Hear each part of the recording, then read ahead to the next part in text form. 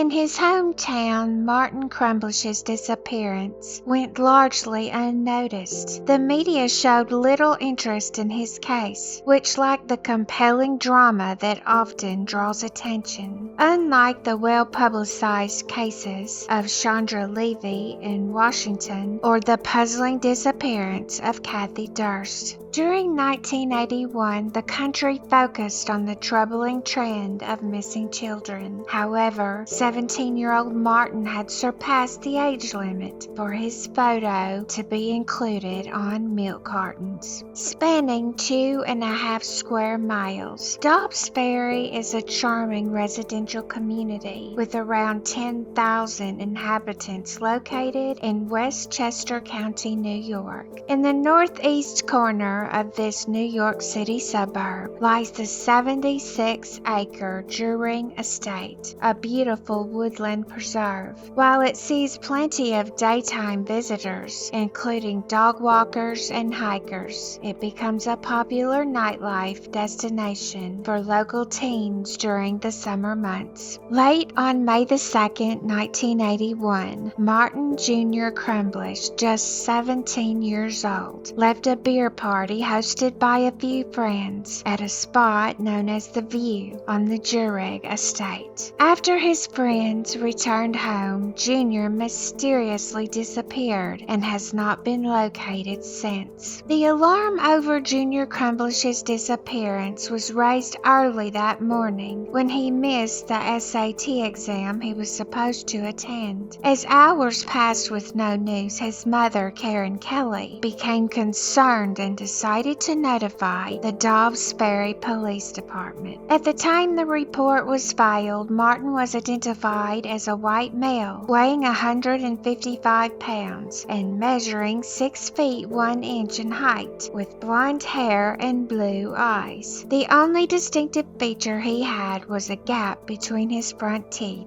Martin attended Dobbs Ferry High School as a junior in 1981. He is characterized as a compassionate and artistic soul who found joy in writing poetry. His peers admired him, and he was an active member of both the football and basketball teams at school. Born on January 7th, 1964 in Dobbs Ferry, New York, Martin George Crumblish was often called Jr. to distinguish him from his father, who was also named Martin Crumblish. After his parents separated, Jr.'s father returned to California, but he chose to stay with his mother on Keller Lane in Dobbs Ferry. As the days went by, various rumors circulated about the whereabouts of Martin. His mother, Karen, told the police that her son had been struggling with a few local youths. This tension arose because they thought Martin had alerted the police about their possible involvement with stolen property. She also mentioned that these youths had repeatedly chased him back to his home. That night, the gathering at The View attracted approximately 20 attendees. Authorities suspect he stepped out of the party on 2 occasions. Initially, he accompanied his friend Layla Byton home shortly after 11 p.m. After returning to the party, he departed once more around midnight with 4 others, getting into a vehicle on Luzerne Street to go to his friend's place on Myrtle Avenue, where he was meant to stay overnight. Karen wished for her son's return, yet as time dragged on, Jr. Crumblish never appeared again. His identity and social security numbers faded into obscurity, never to be used again. For many years, the Dobbs Ferry police have been methodically following up on all potential leads, optimistic that one could lead to the discovery of the missing youth.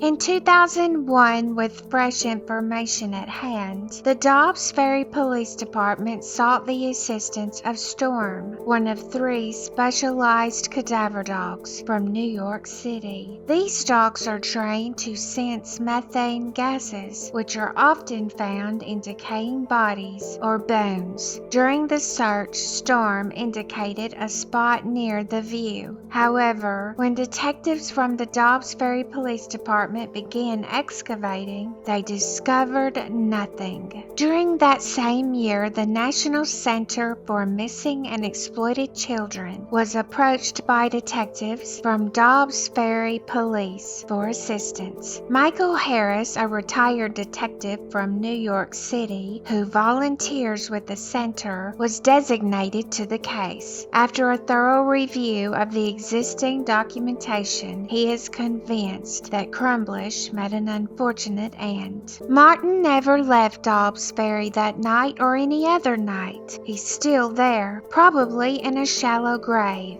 The key is to find him, because making a homicide case is hard without a body, said Harris. Harris added, there are witnesses out there who know what happened. People lose their loyalties as time passes. It's a matter of getting to them. Harris also said, we don't know exactly what happened to him, but it wasn't a stranger who did it. Both of Martin's parents have departed from this life, unaware of what became of their dear son all those years ago.